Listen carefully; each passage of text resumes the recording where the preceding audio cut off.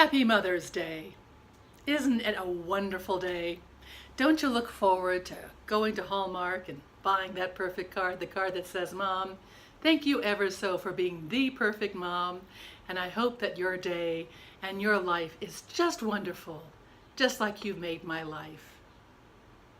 If you don't fit into the above category, if Happy Mother's Day just doesn't resonate for you, you got a lot of company. It's hard being a mom. I get it. Every so often, someone drops the ball. Every so often, someone is tired. That's not what I'm talking about.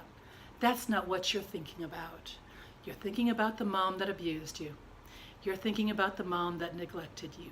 You're thinking about the mom that over and over and over again broke your heart with her cruelty and her neglect. I'm so sorry. And I know what that's like. My mother wasn't a walk in the park either. I'll be writing a little bit more about it, so if you follow the link that I'm going to be attaching to this, you can find out a little bit more about what I went through. But what really counts right now is that you are dreading this day probably more than you do Christmas, whether or not you practice it.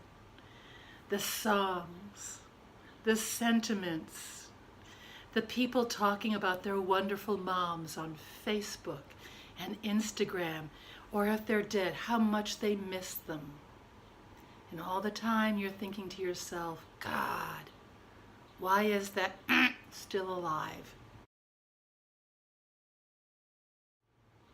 You're so angry and you're so hurt and you just don't get it.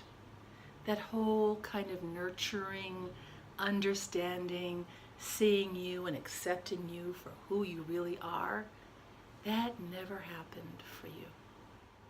For you, this day is a little bit of hell. Do you really have to buy that card?